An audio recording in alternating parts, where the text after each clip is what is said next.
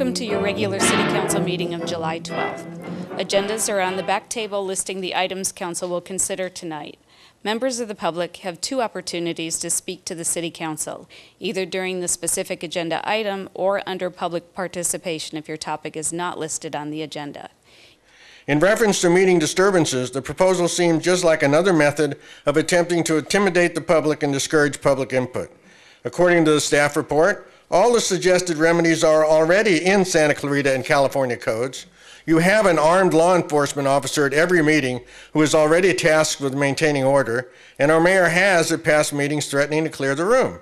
So why do we need to do this new thing at all?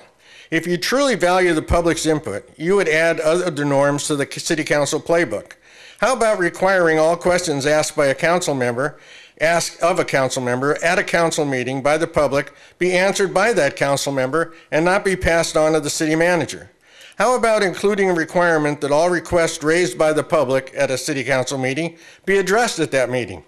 My experience has been that the Santa Clarita City Council meetings have been, in the general case, very businesslike affairs. I cannot remember a time when someone came to the podium and just yelled obscenities at you. But what I have observed in many instances, when a public speaker's comments is critical of some issue, it is interpreted as a personal attack, no matter how professional the presentation might have been. I remind you, you were elected to represent us, your constituents. You should be less concerned with insulating yourselves from those who elected you, and more concerned with how you can do better at representing the community. Thank you. My name is Tim Ben Boydson. I'm a former city councilman. I'm speaking this evening as a private citizen. Two things about this particular change in council policy norms. I'm not certain the reason why we're going to make certain actions by the public a misdemeanor. It doesn't seem to make any sense to me. I know when I sat where you all are sitting, it was kind of a badge of honor, really, to have people come forward and be critical of us, of me personally, as a council person, because when I volunteered to be in that seat, I volunteered to listen to everybody. You take the slings and arrows because that's why you're here. If not, we wouldn't have formed our city to listen to the criticism. And I think that history shows, the last few years anyway, then I've attended most of the council meetings, we don't see any riot taking place, and believe me, the sheriff's done a fabulous job. On the few occasions where somebody's gotten out of line, they just escort them out the back. That has happened. So I'm not sure, it seems to me somewhat that it's a little piling on. It's a punitive thing where we're going to make it a misdemeanor. I mean, a misdemeanor, obviously none of us think that it's proper, and it certainly is appropriate for us to say that vulgar language and language that's out of line or insulting people, that's not correct.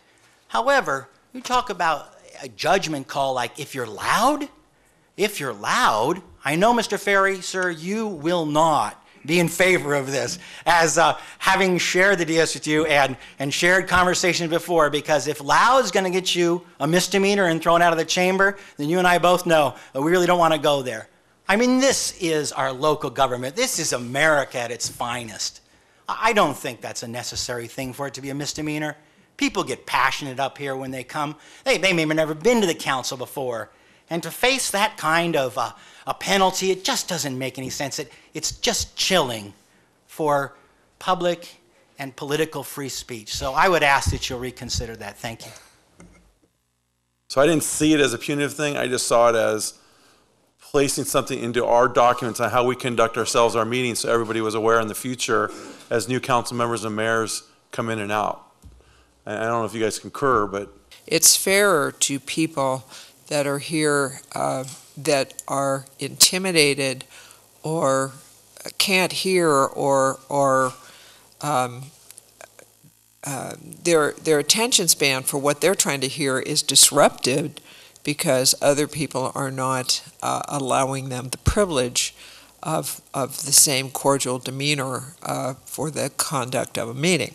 So I think it's good to have rules. slings and arrows are not a problem. But the concern and what the discussion was about was actually slings and arrows and safety issues, and making sure that from a safety perspective that the sheriff has all the tools that they need to handle what may happen in this room, that the mayor knows what needs to happen, and safety is an enormous issue. If we had somebody that was that out of line, we don't have to direct that sheriff. He knows what to do. He can make an arrest, take him to jail, make an arrest report for 415 of the penal code, violating the public peace, and move forward. I don't know why we need to change this language and, like I say, be in the face of our community. In my time, Joe, you mentioned in recent times. I'm going to go back a lot longer than recent.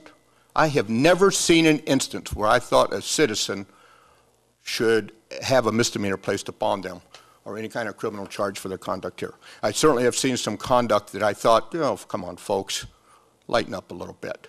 But I have never seen an instance where I thought somebody should be ever taken to task with a misdemeanor charge in the number of years that I've watched this council. I just think that sometimes we need to use judgment. These are our friends out here. This is not the enemy. And I have no interest in having language in our paperwork that would indicate, you better be careful or we're going to arrest you for a misdemeanor. Thank you. And my motion would be is that we do adopt Robert's rules as our standard, and that as it applies to the language having to do with misdemeanor language, that we delete all of that and we stand with the language that is on the books that we presently have. The language of the misdemeanor is on the books we already have. Oh, not in this format. And like I say, I have no better term than to just say this is in your face verbiage, and I think it's inappropriate. Yes, if you look at the letter of the law, it's already there. But I don't think that we need to come forward with our community and state it in this fashion. I think it's inappropriate, and I don't think it's going to serve any viable purpose. So I would like to make a motion that we leave the language that presently is on the books in our norms in place as it applies to that aspect.